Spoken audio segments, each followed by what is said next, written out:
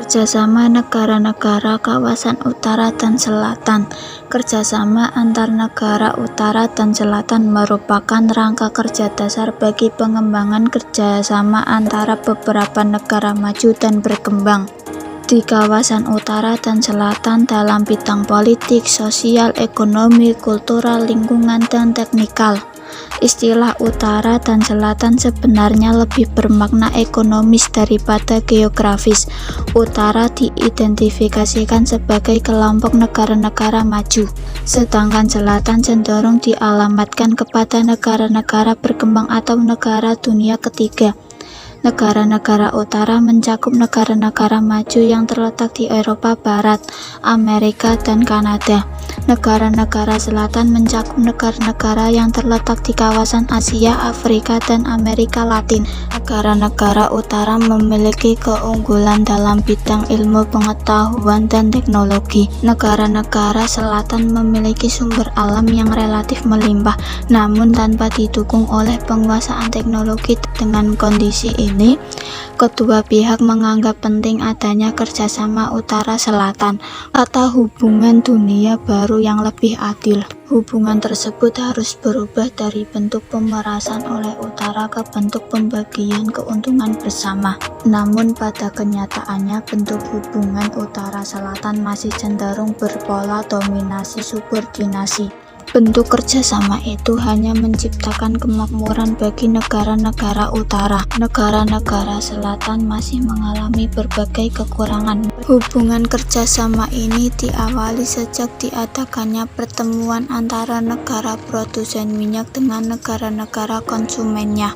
Pertemuan tersebut digelar pada 7 April 1975 di kota Paris, Prancis. Pertemuan yang diprakarsai oleh Amerika Serikat dan Prancis ini dilanjutkan dengan konferensi kerjasama ekonomi internasional yang diadakan pada tanggal 16 sampai 18 Desember 1975 di kota yang sama.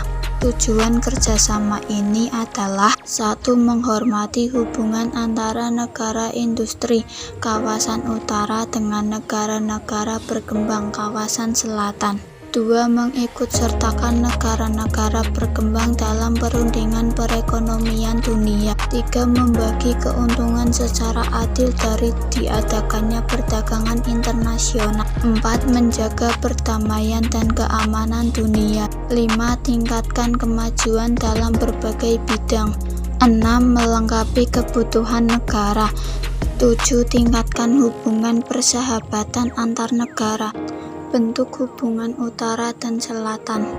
Hubungan awal utara dan selatan adalah bentuk pemerasan oleh utara yang kemudian hubungan tersebut berubah ke bentuk pembagian keuntungan bersama. Dengan kata lain, hubungan tersebut berubah dari bentuk subordinasi ke bentuk kemitraan.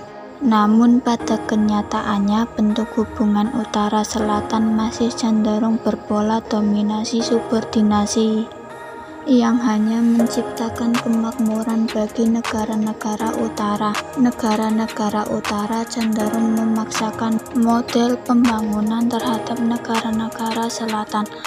Pemakaian ini dapat mereka lakukan melalui perundingan-perundingan dalam lembaga keuangan internasional, Bank Dunia, dan IMF yang semula direncanakan sebagai lembaga keuangan untuk menolong semua negara di dunia dalam pembangunan, ternyata dipakai sebagai alat oleh negara-negara utara untuk memaksakan model pembangunan yang menguntungkan negara yang lebih kuat. Bank Dunia dan IMF mengeluarkan program penyelesaian struktur SAP yang intinya memaksa negara-negara yang mendapatkan bantuan utang lebih membongkari pasar dalam negeri karena menekankan kegiatan ekonomi yang menghasilkan barang-barang yang bisa diekspor dan mengurangi subsidi pemerintah terhadap sektor publik. Negara-negara selatan harus meningkatkan kekuatan politik dan ekonomi. Selatan seharusnya memberi berbagai jalinan dan bangun kekuatan kolektivitasnya melalui kegiatan positif di dalam dirinya dan tidak membuat posisi berhadap-hadapan dengan pihak utara. Pihak utara harus membaruan negara-negara selatan benar melaksanakan berbagai strategi pembaruan alternatif karena tanpa melaksanakan diskriminasi atau sabotase terhadap negara-negara tersebut, hubungan yang terjalin antara negara-negara utara dan negara-negara berkembang terutama di bidang ekonomi, bentuk hubungannya berupa kerjasama kedua negara utara dan selatan.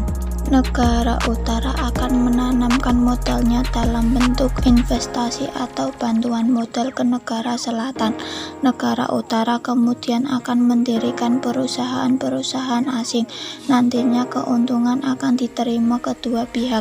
Negara penerima modal akan menerima keuntungan berupa penarikan pajak, pembangunan, dan pembagian keuntungan. Adapun negara pemberi modal akan terpenuhi kebutuhan nasionalnya. Negara utara mengimpor bahan mentah dari negara selatan, kemudian diolah menjadi barang jadi. Setelah itu dijual kembali di negara selatan oleh pemenuhan kebutuhan nasionalnya. Pemberian modal pinjaman merupakan bentuk kerjasama negara utara dan selatan dalam bentuk moneter. Pinjaman modal diberikan oleh negara selatan untuk membantu meningkatkan perekonomian dalam negeri. Sistem kredit pembayarannya bisa berupa suku bunga, transport surplus, dan kapital. Kerjasama yang lainnya biasanya dilakukan berbentuk transfer teknologi, baik teknologi pangan, komunikasi, ataupun militer. Negara selatan yang tidak ingin terus bergantung kepada negara utara akan menekan kontrak transfer teknologi dengan kontak berlangsung, dan negara utara akan mempersiapkan tenaga ahli secara bertahap dengan memberikan beasiswa kepada mahasiswanya untuk belajar ke negara-negara berteknologi maju seperti Amerika Serikat, Jepang, Jerman, dan Rusia. Dampak positif kerjasama negara kawasan utara dan selatan. 1. Mendorong pertumbuhan ekonomi negara, pemerataan pendapatan masyarakat, dan stabilitas ekonomi nasional. 2. Menambah devisa negara melalui bea masuk dan biaya lain atas ekspor dan impor. 3. Memperluas lapangan kerja dan kesempatan masyarakat untuk bekerja. Dampak negatif kerjasama negara kawasan utara dan selatan bagi negara kawasan selatan. 1. Munculnya sifat ketergantungan negara selatan terhadap negara utara. 2. Tenaga kerja buruh di negara selatan yang tereksploitasi oleh negara utara. 3. Perusahaan-perusahaan dalam negeri negara kawasan selatan yang sulit bersaing. 4. Pasar dalam negara-negara kawasan selatan yang dikuasai negara kawasan utara. Solusi: 1. Mengelola barang dalam negeri. 2. Membuka loker dan menjamin keselamatan TKW atau TKI yang bekerja di luar negeri. 3. Meningkatkan kualitas produk dalam negeri. 4. Membiasakan diri untuk membeli dan menggunakan produk dalam negeri.